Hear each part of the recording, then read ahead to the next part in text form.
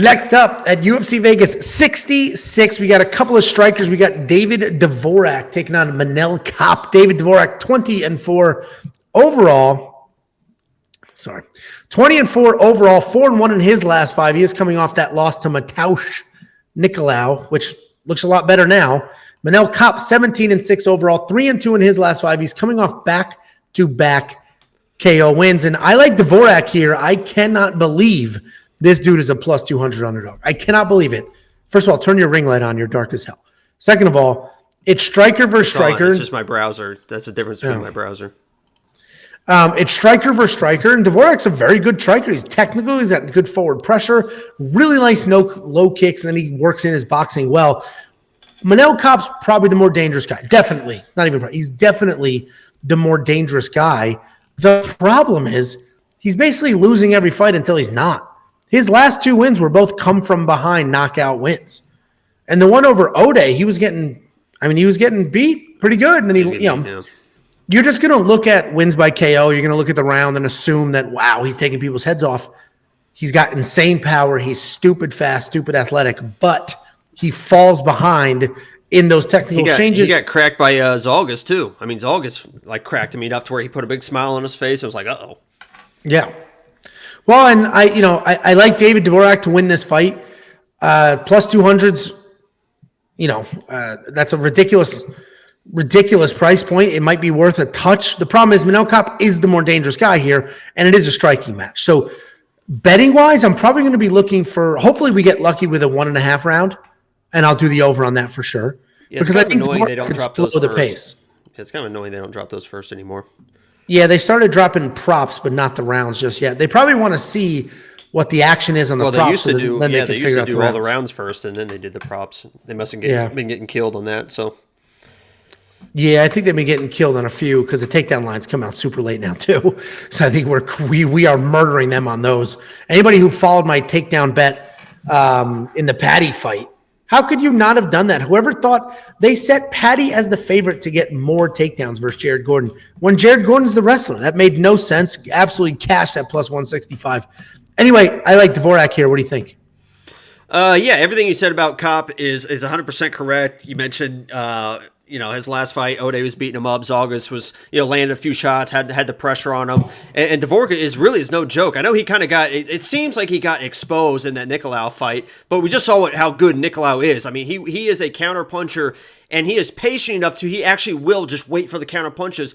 And when he counter punches, he's faster than anyone in the division. I mean, he literally is faster than anyone in the division. So David was walking him down, stalking him, trying to be patient, but eventually he just got so antsy, he tried to push the pressure and got countered by a faster guy. Manel Kape is not faster than him in this match. He's more powerful, but he's not faster, and he's not patient enough that when Dvorak brings that same pace and that same pressure, he will throw the counters, and Dvorak will be there. And I agree. I think this is a mostly striking matchup, and I think he definitely can hang it in the striking if he avoids the power, because Manel Kape does get hit. He does fall behind, as you mentioned. Sometimes he can even be low volume. I mean, that's kind of why he lost those decisions before, is because he just didn't do enough. And I can trust David Dvorak to push the pressure, even if he's getting hit, because Nikolai dropped him. He will come back. He will still be there. He will still fight to the end. And I wouldn't be surprised if he throws in some grappling as well. I think he's a little bit of an underrated grappler. That could be a path to maybe kind of wear Kape out, get rid of some of that power. So I'm going David Dvorak here as well. He's not I think these odds are super, super disrespectful to his type of talent, and I like him in this matchup. Yeah, I'm going to take a look at the plus 3.5 when that drops. I think Dvorak could certainly win a round. I think he could out-technique a round, slow it down. And if you go watch that fight with Mateusz Nicolau, that was very low volume, like very, very low volume, and he could slow the pace here as well. What do you raise your hand for? No, I was just going to say there was another stat that I found interesting, because I think this has the capabilities of being a decision fight. I don't see either one of these guys finishing them. Kape obviously has a power, but Kape, and people will argue some bad decisions or whatever, is 1-4 in decision fights. So take that as you will. No, and that's why that's what I'm saying. I hope we get lucky with the 1.5 round line. We've been cashing those little round parlays. I've been doing 2 or 3. I've been finding the 1.5s doing over, and they've been doing really well. So hopefully we get lucky with a 1.5 round line. And Quint Lazenby with the $2 super chat. Good evening, boys. Like the stream. Well, thank you very much, Quint. Money well spent. I agree. Like the stream. like the stream. $7,100 and $9,100 in DraftKings. The problem with David Dvorak is while that 7,100 is very enticing for a very live underdog, he doesn't score well at all. He's very low volume. Like, he's technical, he counters, he can win minutes, win rounds, but he does not score well in DraftKings. I think he comes out aggressive. There's something about him that I feel like that was his first loss in a while. I think he changes things up and he comes out maybe too aggressive and maybe gets knocked out because of it. But I think he really comes out aggressive, shoots some takedowns. So that could be that could pay off $7,100 if he's doing that, especially if he wins, even if it's a decision. So it could be an 80-90 score, I think. That would be out of character for him, but that's a very enticing price point because he is one of the more live underdogs on this card. Honestly, this is a very tricky card. Somehow, Jacob and I are just printing cash these last 5 weeks. I don't want to end that streak with this freaking card. I'm going to be more conservative than I normally am.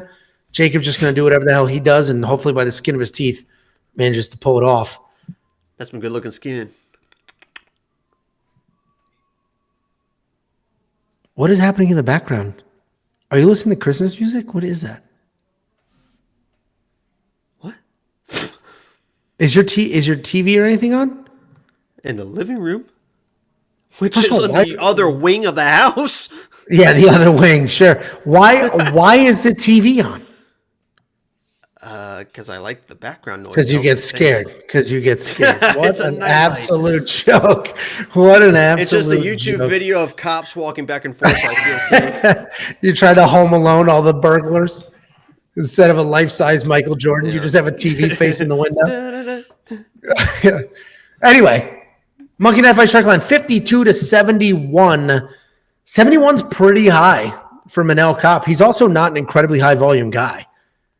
I think this is a more or less situation, or actually probably, what am I talking about? I think this is a less situation. Dvorak can be low volume. What do you think?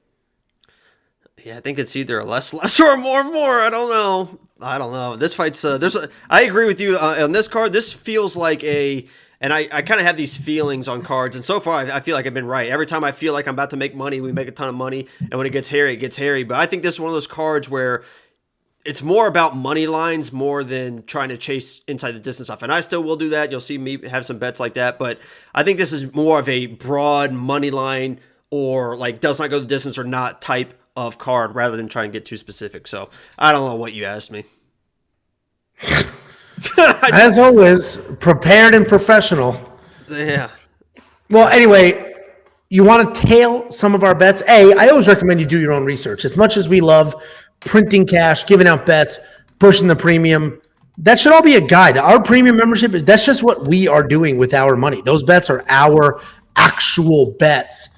So you want to tail, that's on you. I always recommend people do their own research, but if you want to become a premium member, get access to all the bets. We've given you 61 units of net profit over the last 5 events just on the bets alone, and that doesn't include the live stream bets, and that doesn't include the safety parlays.